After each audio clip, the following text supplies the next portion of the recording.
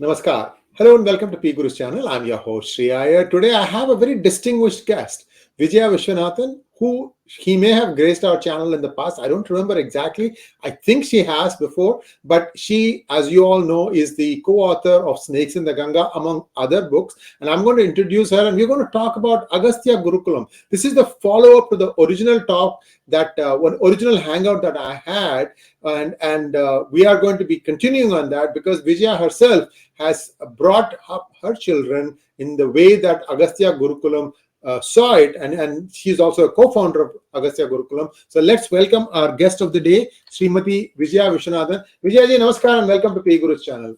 Namaskar. It's so nice to be with you on 𝗣𝗚𝘂𝘁𝘆. 𝗣𝗚𝘂𝘁𝘆 is doing really good work, and I am a big fan and follower. So, thank you so much, Vijaya ji. And a little bit about Vijaya ji. Vijaya Viswanathan is a mechanical engineer by training and holds an MBA from the Wharton Business School. After a successful corporate career in manufacturing and finance based in US, Singapore, and Europe, she turned her focus to education. As she embarked on a homeschooling journey with her children, she gained deep insights into the relevance of Indic knowledge systems in modern education.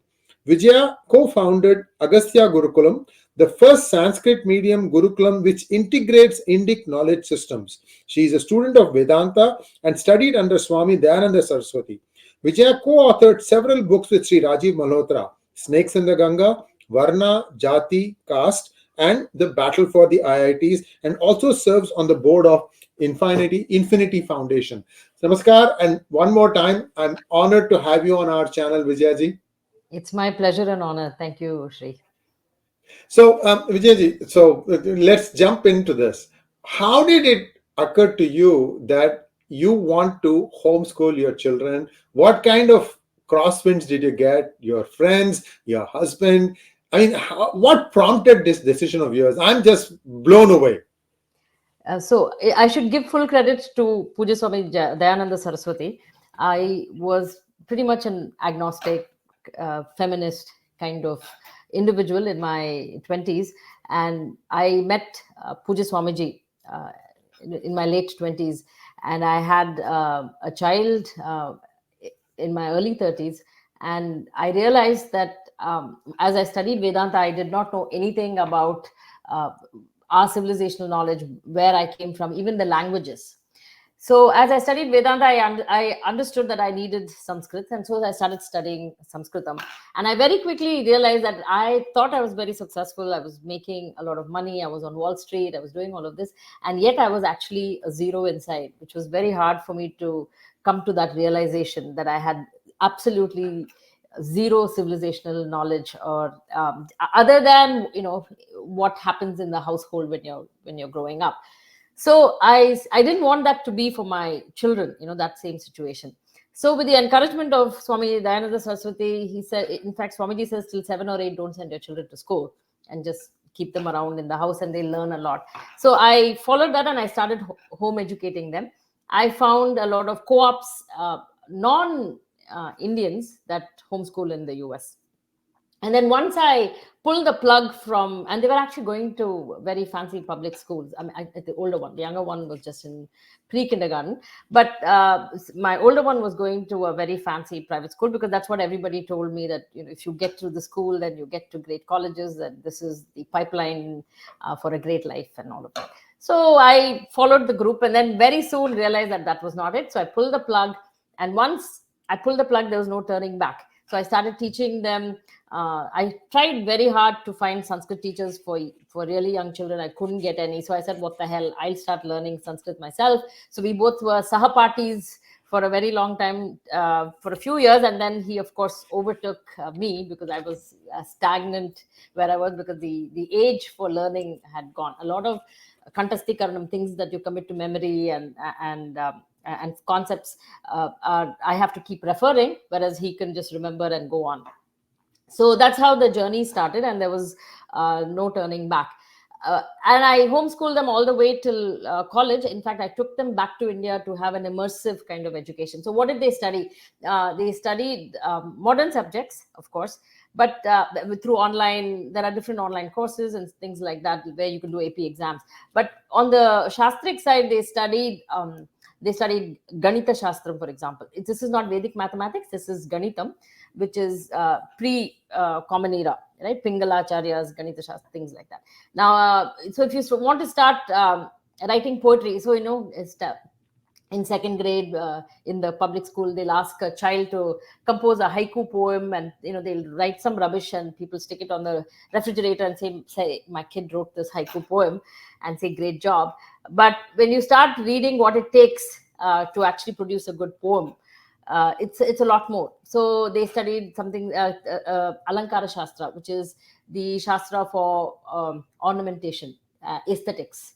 So how do you bring in aesthetics into literary? So what are the literary devices for aesthetics, for example? So what you quickly realize is all our shastras have a grammar, a rational grammar, a framework upon which you can then improvise, like how you have in music and dance.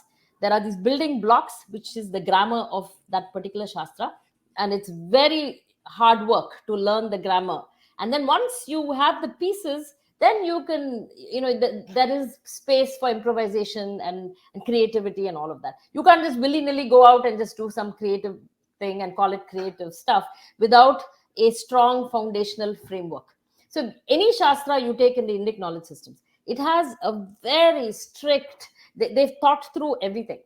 They've thought through this whole structure of that Shastra, the Prayojanam of the Shastra, who's the Adhikari for that Shastra, and what are the relationships between the person who's doing it and the subject matter. So it's just thought, and the definitions are all airtight and precise. So once you get exposed to precise definitions, and you get to this rational structure that is put in front of you, you are actually wowed. So when you say Indic knowledge systems, people always confuse Indic knowledge systems and Sanskrit to, it's some religious thing, because we don't know enough. Our generation has been devoid of any of this stuff. So my goal was essentially to turn back the cultural clock, because I was zero. It was easy. Any little thing I did, they would be at their grandparents' level. And if I turned the dial a little further, they would be at their great grandfather's level in terms of turning back the cultural clock. So that's what I did. They studied Alankara Shastra. So if you want to compose a poem, you need to know Chanda Shastra, and Chanda Shastra is combinatorics. So you need to know number theory and combinatorics. So this is how it's like the talam in dance and pata, which you see in Carnatic music. But you have number theory, you have the Shastra of ornamentation, and you read all these great works, and then you realize that I'm not fit to write anything till I even begin to understand Kalidasa or other great poets. So that's what got me through it, and I was just so wonderstruck by everything I didn't know. There's just so much I did not know. It was a journey in ignorance, the study of my own ignorance in my heritage and how little we knew. So once we finished that, the question was, if you're homeschooled in India, you can't go to college over there. Yes. Because you have to, in the CBSE and all, you have to go to a school to write the exam. But the American system is not like that. So they don't. You can take a challenge. And, yeah. And in fact, you're not allowed, other than the NIOS system that they have there. NIOS, you can apply for the board privately. You can take the exams. But as CBSE and ICSE and all that, you cannot even take the exam privately as a private candidate. You have to go through a school. So, which meant my kids would not be in college over there. So we had to come back to the US. So they were good enough for Stanford and Georgia Tech, but they were not good enough for IIT or Anna University. So unfortunately, that's how the system is. Yet we blame Stanford for being very wokish. But see, there are other things. There is, like I said before, you can take these challenge exams. Many of you viewers, you may have seen this thing called 𝗤𝙑𝙬𝙬, MD. Mm-hmm. I think he gets his doctorate degree at a very, very young age, 14 years or something like that. So, and there is a whole series based on that. What happens when a child starts becoming your doctor, and what kind of adjustments, and so on and so forth. But homeschooling itself is not taken on by many Indians. Yes, in America. Yes. And but it's not that unusual in America, right? I mean, many parents decide to homeschool their children. Talk to us a little bit about that, because it's not that alien a concept, at least in the United States. Right. We can switch to the chart. Yeah. I'll bring up the chart. Just 1 second. Here we go. So this chart talks about, this is a 2023 statistic, and it just shows that Asians in general homeschool. Less than 2% of Asian families homeschool, right? And even the Black families have now begun to homeschool post-COVID. So during the COVID era, something interesting happened. Many people actually got a peek into what the public school system or even the private school system, what exactly they were teaching. So, and when they found that out, they just decided to pull the plug. More than 1 million students, school kids, went into homeschooling during the COVID thing and pandemic, and not many came back, right? Which goes to show that, in fact, the next chart here will show you the reasons for homeschooling. So they have concerns over the school environment and then also the academics. And we can shut it off. But anyway, so these are the concerns of people in America, because they're not happy with the academics and the environment of the school. And less than 2% of Asians homeschool.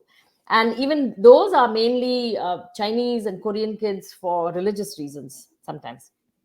Now, the other reason I think Indians especially do not homeschool is that we don't have a network. We don't have a support system. We're not very good at organizing ourselves around a cause, however great it might be. So we're not good at that.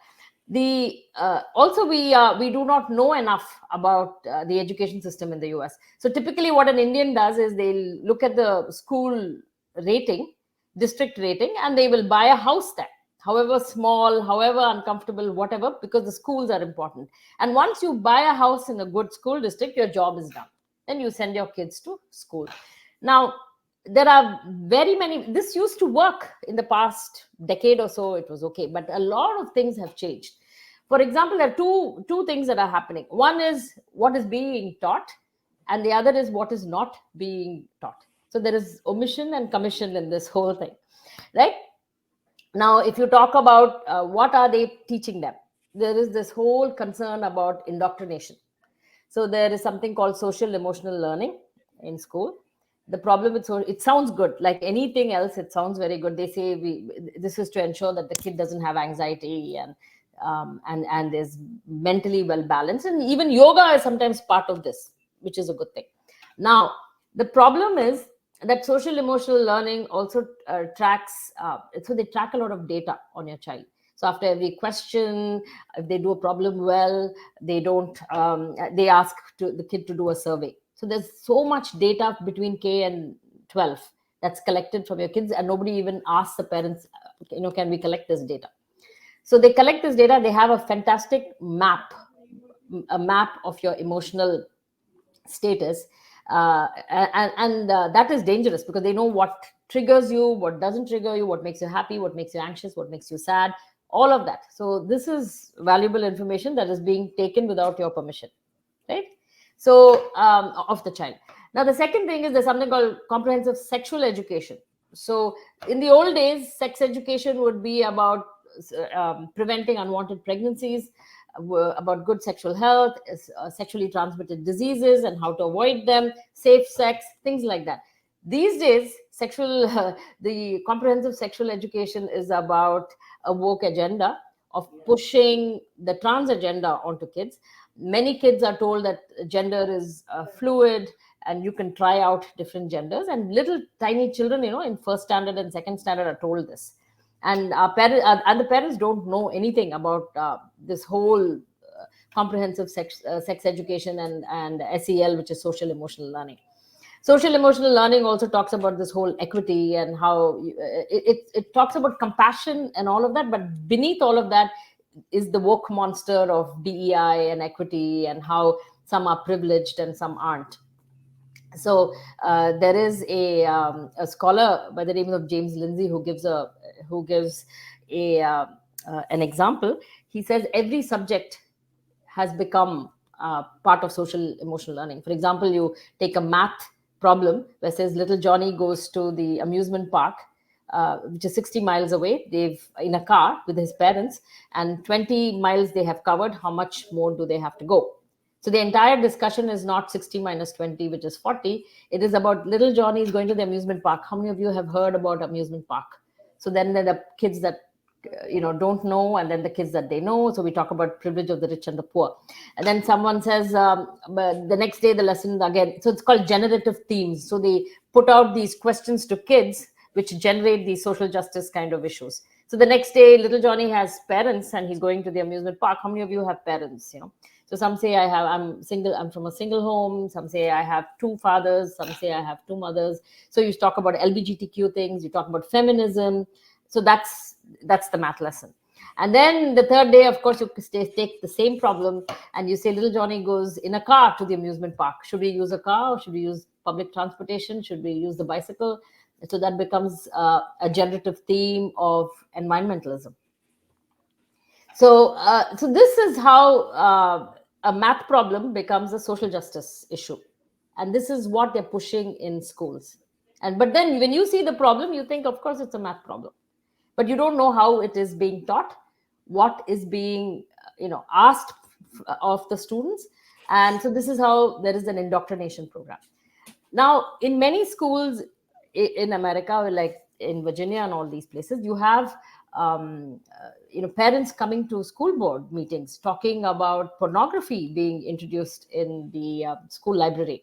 So much so some of these parents have gone and read these middle school books on pornography, where children are encouraged to touch each other, touch themselves, all of that. And they read it out, and you have to bleep them out because it's pornography. It's not allowed in the air in a public forum. So, but then middle school kids are given this information. So there is this huge indoctrination that's happening to your child. So that's what is being done. Now, what is not being done? For example, in Thomas Jefferson School in Virginia, again, it's a very prestigious school where there's a lottery system and you have to write exams to get into it. It's a STEM school. And a lot of Asian kids in the Washington, D.C. area all clamor to go there. They study very hard, and it's a very high-end school. Now, Thomas Jefferson School, in the past few years, did not tell their children who became National Merit Scholars or finalists, right? Which is very useful to apply to colleges, saying this is an award that I got. They never informed their kids for many years, for 3-4 years, because it would upset the other kids who didn't get it. So in the name of equity, even awards that are actually given to you, the school does not tell you, right? Now, in California, interestingly, there's something that they're working on, and they've successfully passed it. In 2021, they had this California math framework. And this was started by this woman in Stanford called Jo Boaler. She is a professor in the education department. She's not a math person. She's got a degree in psychology or something like that. And she's trying to wokeify math education in California from an equity lens. In fact, she says the entire the new math curricular framework is it has a social justice orientation. She openly says it. Now, many math professors in math departments in California, in Stanford even, have critiqued her. And every time someone critiques her, she says, oh, I'm a woman, and she uses victimhood to say this is not a correct criticism of her work. So she uses dubious research to back her work. She says neuroscience shows that these kinds of problems help children, and there is actually no data to support her claim. Excuse now me. What she's trying to do is algebra 1 she's removing from middle school and pushing it to high school. So the problem is that there is a lot of variation in performance in mathematics. How do you get equity, which means make everybody the same? So and one would think it would be to provide support to the kids who are not doing well, but that's not it. So they are dumbing down the entire curriculum in California. So algebra 1 is removed and put into high school. Algebra 2 is done away with. Calculus is done away with, and they brought in data science. So another critique, from the maths department of Stanford says that there is a difference between music appreciation and playing the piano. He wrote I forget his name, he wrote an article in the Atlantic just a couple of weeks ago. And so this data science is about data appreciation. It's like familiarity with data science. It's not data science, because even for data science, you need solid math. So they have diluted it. So if you want your kids to actually do well in math and go to college in STEM fields, you have to make other arrangements privately. So the whole idea of getting your kid in a good school district and then hoping that you'll be on a fast track and the collapses. Yeah. All of that is over.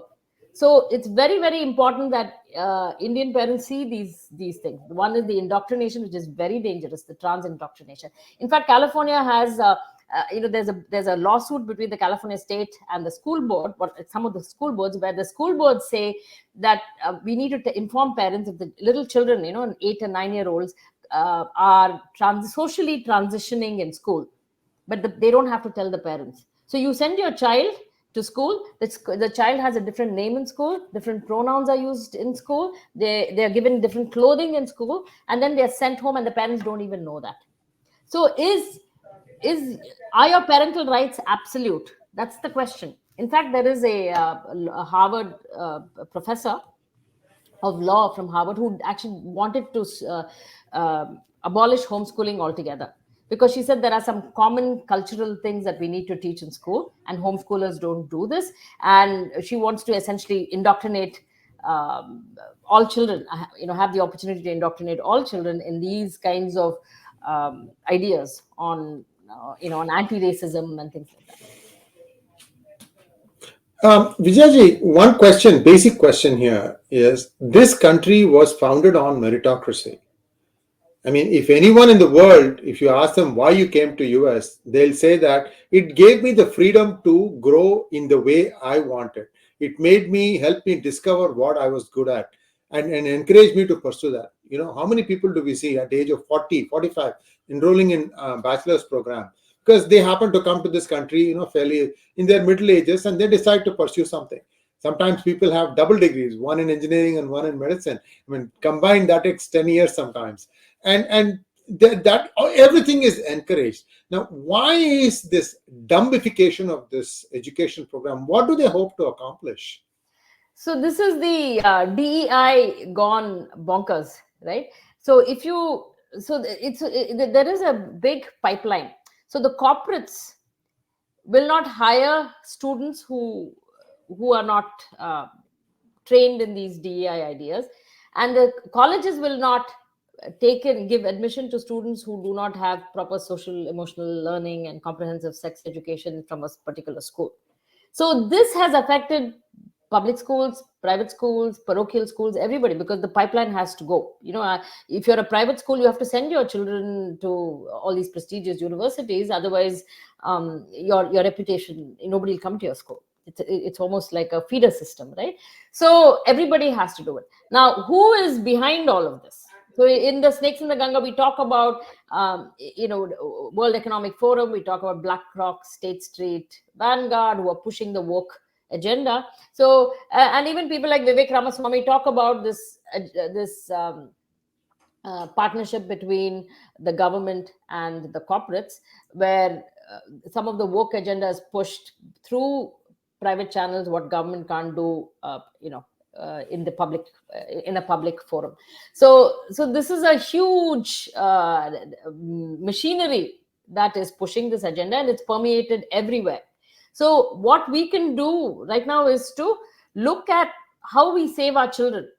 Indians are actually, in fact, black students, right, before the pandemic were below 2% who were homeschooling and all of that. So when I say homeschooling, right, most of them come under homeschooling categories, but they have their networks of co-ops, small co-ops, church schools, small, like 10 families will come together and study together, things like that. They're not all sitting at home, and all parents are not doing this necessarily.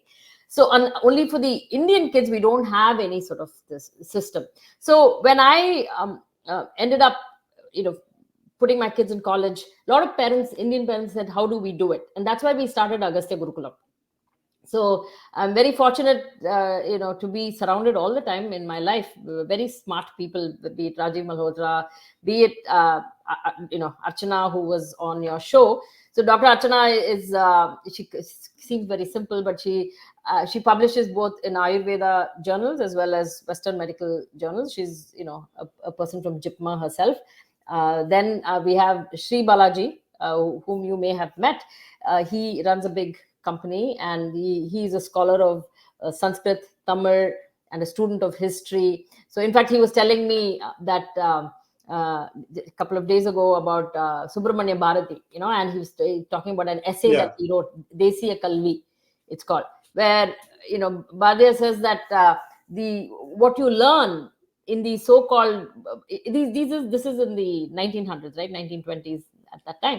But what you learn in these schools, the Macaulay schools, you might think you speak English and you know a lot, you have a degree, but what the common man knows, and he gives an example. For example, the common man on the street can look at the night sky and tell you what tithi, what season we are in, what month we are in, what is the Rashi, what is the Tithi, all of that.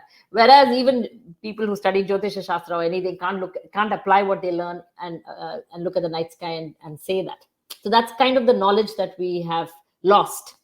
And so in Agastya, we're trying to create this kind of thing, this kind of a knowledge system, and that's why when Archana said we are a quote unquote secular school, for a lack of a better word, the idea is we are not teaching religion, because we want to decolonize the mind. Because Sunday schools, whether Chinmaya Mission, they all do a great job, and they have a necessary part in children's lives. But they really don't teach why you should be proud of your ancestors, the Indic knowledge systems, your ancestors, and civilizationally what India has done.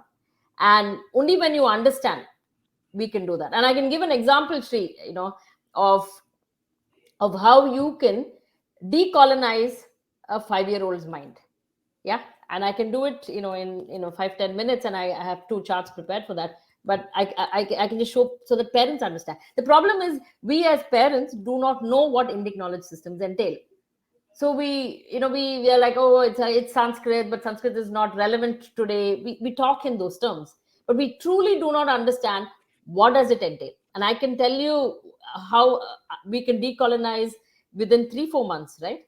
A 5-year-old's mind. And let's go ahead and do that, because you've got the material. Let me just put it up here. I think you want me to go to just 1 second. Yeah. Okay, go ahead. Okay.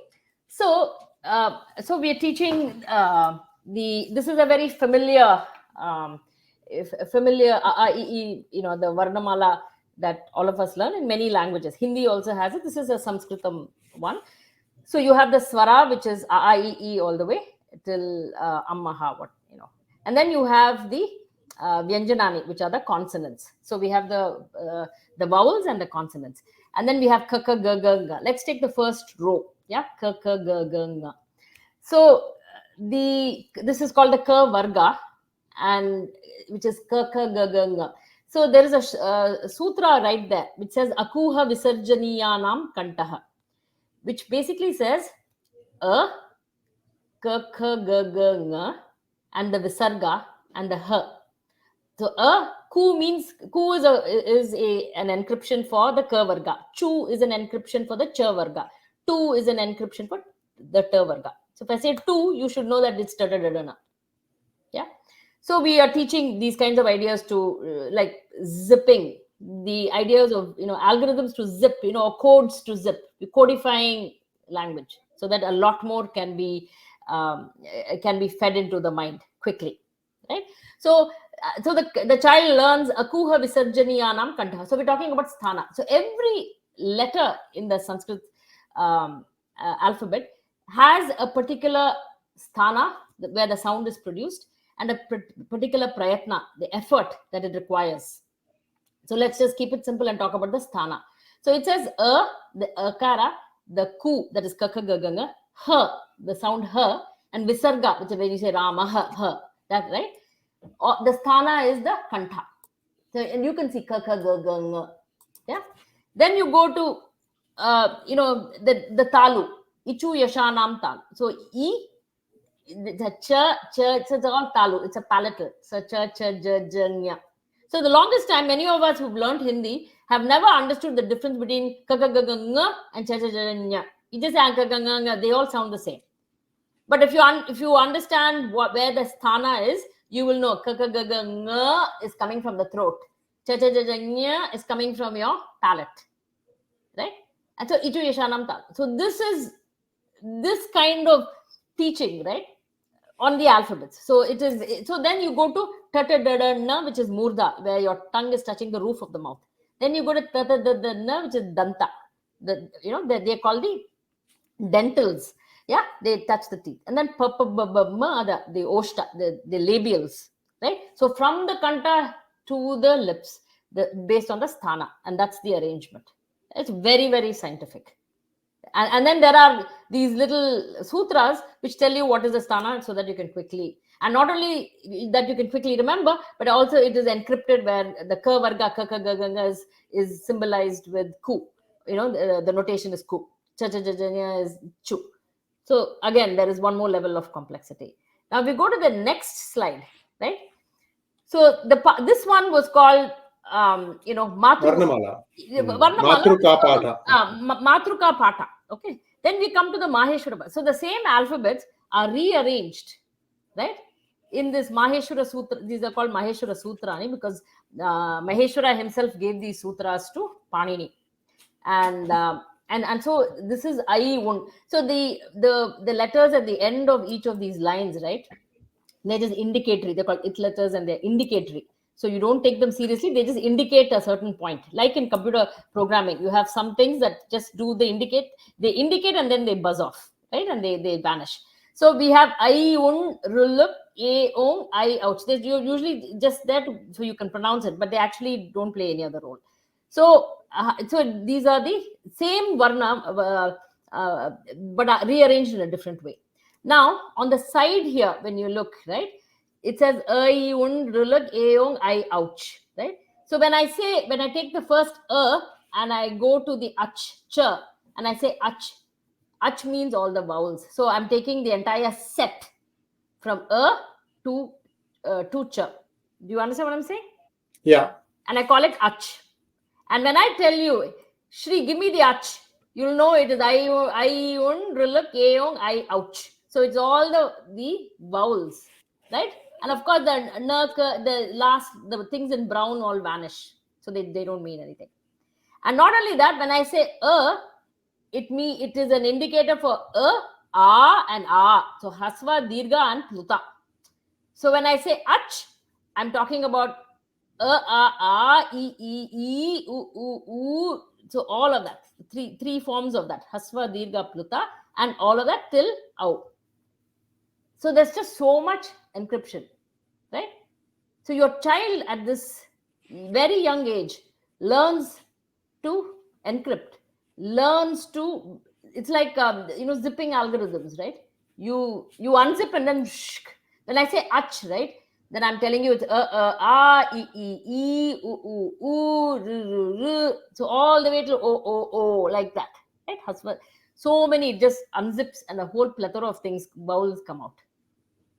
Okay, and so there are just alphabets itself. We teach the kids the Varnamala, which is the Matruka Pata, which we all know. And this arrangement is useful because I can tell you the sthana, where in the throat it originates. Here I can do other things. I can codify. I can tell you quickly, ach is this, khar is that. I can quickly codify, right? And I can tell you. So this arrangement also has a very important. This is the arrangement that's used in Panini's grammar. So this is one arrangement. Now you juxtapose it to this, and you tell me what the hell is this? Why is A here, and then after some time E comes, and after some more time I comes, and then sometime O comes, and then U comes. Now this has just, so you teach a 6-year-old this, right?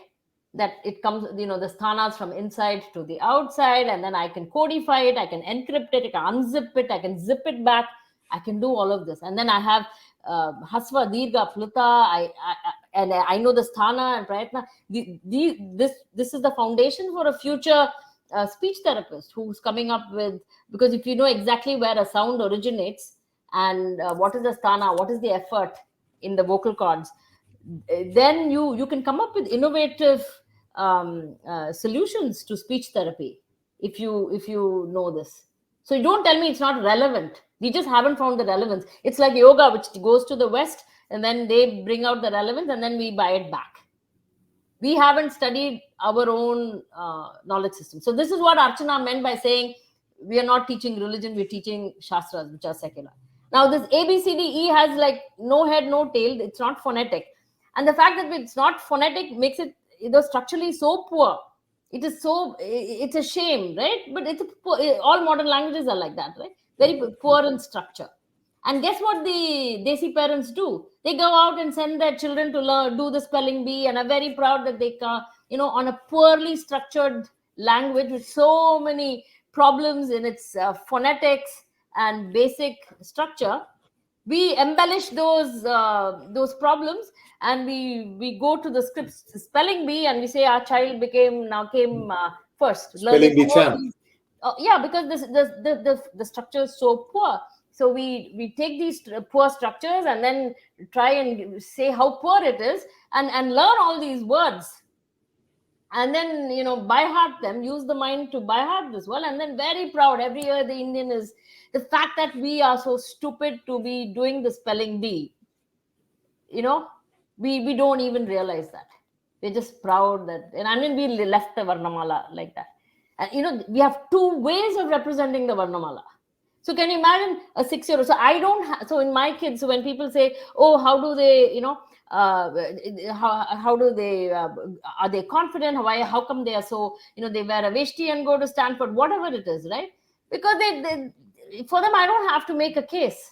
And you can't get this by studying a Gita shloka and by hearting it and winning a Gita competition. I'm sorry to say, there's a place for Gita, but this is not to decolonize. Because the philosophy of the Gita, the youngsters don't understand. Whereas I show you the Varnamala of this too, and I rest my case.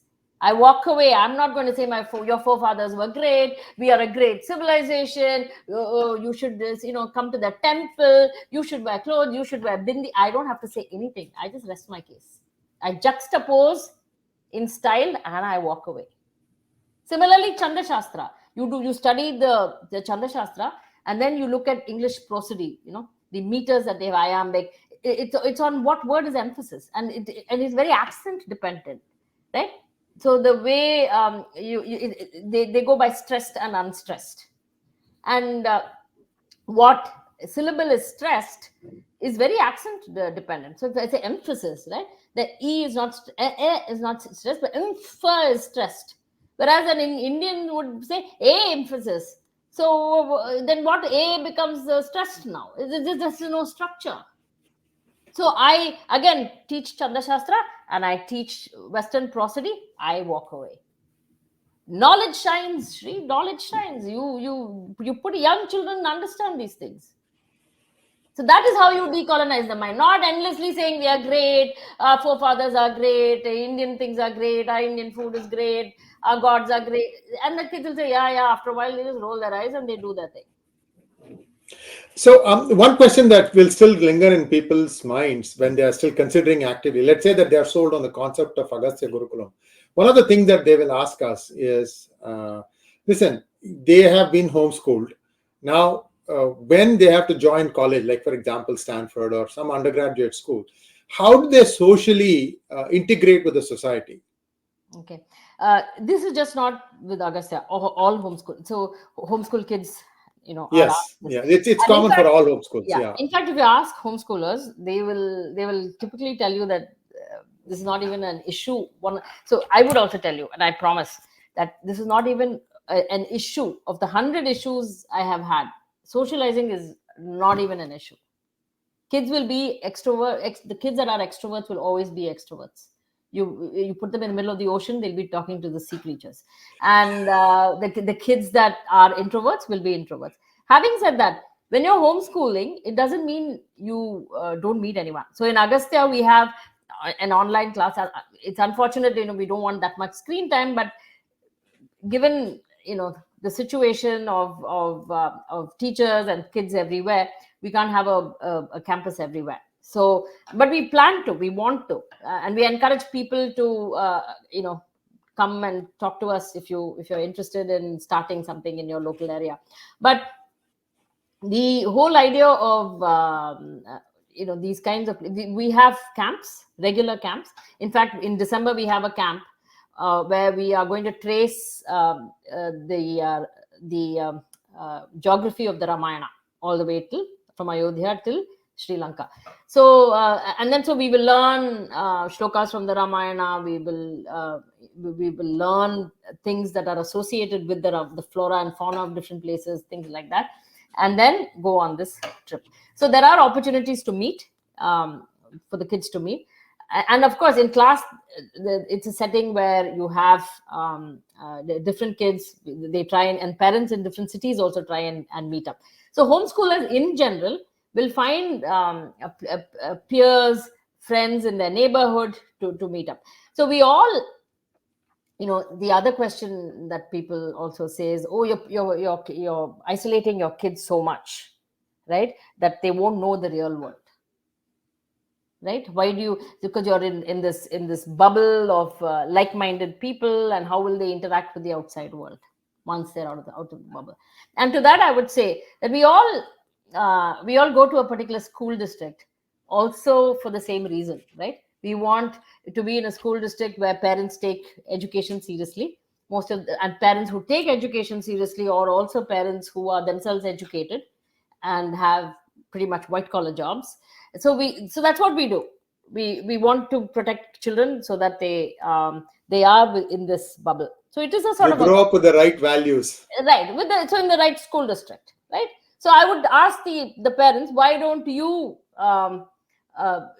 put them in so that your children can have great exposure? Put them in the school where the ghetto is, so they'll have a great diversity of experience with drug dealers and people with guns and this. So you don't want to do that. So there is a right time and place for exposure. The time when you're putting samskaras in, you don't want outside variables coming for interference.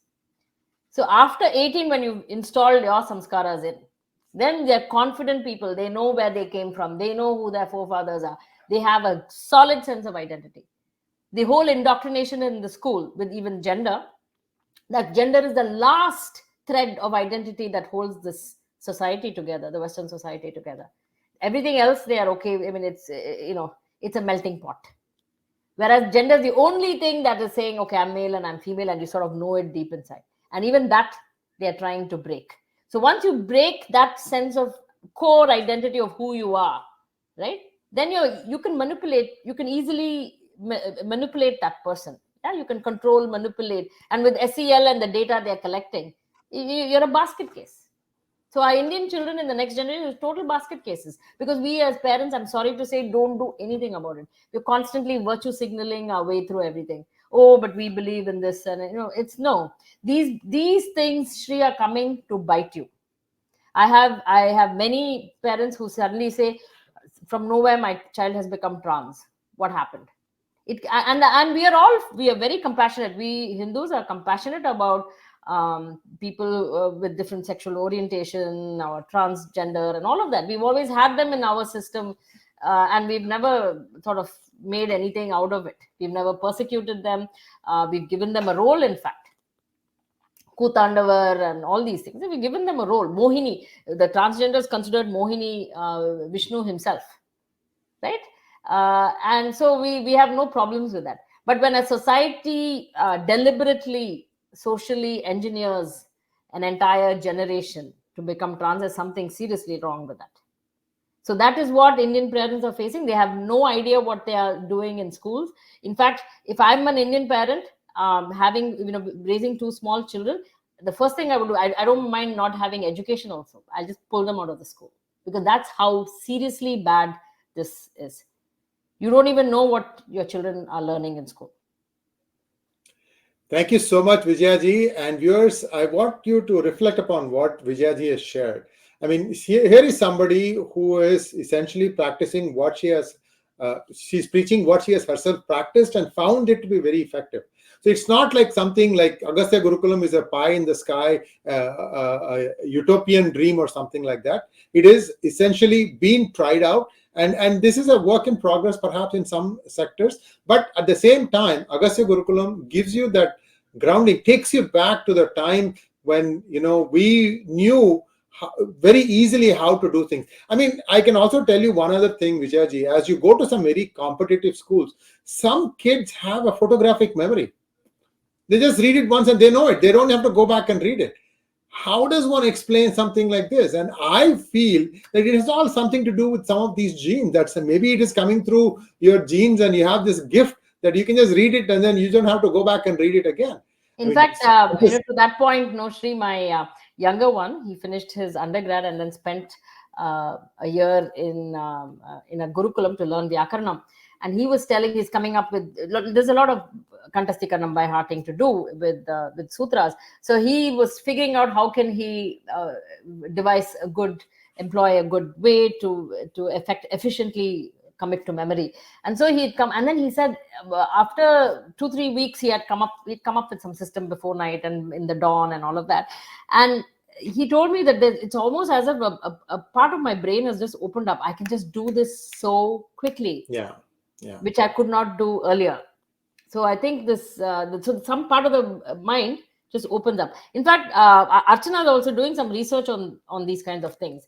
And she wants to take, as the Agastya kids go through high school, she wants to take them to science fairs and sort of do research. She's a neuroscientist herself. So she wants to do research in this and present papers and help our kids, use our kids to present those papers. The other thing here is you'll never get, obsolete. You have the basic tools to master anything you want. Even if as technology changes from this to that, to that, to that, you have the basic tools to decode the thing to its basics. Once you have done that, you can construct anything you want. Absolutely. This is a big, yeah. Go ahead. Now, this is a big thing that you are being handed down at a very young age. This is something that parents have to also understand. That there is something like this, which is essentially helping you break down complex things into simple building blocks. And from that, what happens is, that every complex theory, anything new, has this basic building block. And you always come down to this. Vijayaji, I'll give you an example. Dr. Sree PV Narasimha Rao, the Prime Minister of India, polyglot, 14 languages. He lands in Chennai. He's a Telugu speaking person. He does not know one word of Tamil. And this is in his early 60s, 1960s or so. And he says that I'm going everywhere. I don't know the language. Many people are not responding to me, or they're replying to me in Tamil. I'm asking them in English. They're telling me in Tamil. I don't understand this. So he goes back to the basics. He looks at he goes and buys a book. Says what are the letters in Tamil. Then he goes back to the grammar and he has like a table. I know this is my Telugu letters, this is the Tamil letters, and one-to-one mapping. He goes to the grammar. This is his son told me, Prabhakar Raoji told me about how he looked at new language, how he effectively became a polyglot. And I mean, he could speak, read, write Spanish. You can think of French. Maybe. Because, with all, and in fact, if you go back to that chart, quickly, I want to show you. Yes. Let's take a look at that. 1 second. No, the other, this one, right? So when you see k, k, g, g, ng, right, in the Vyanjanani, you see k, k, g, g, ng.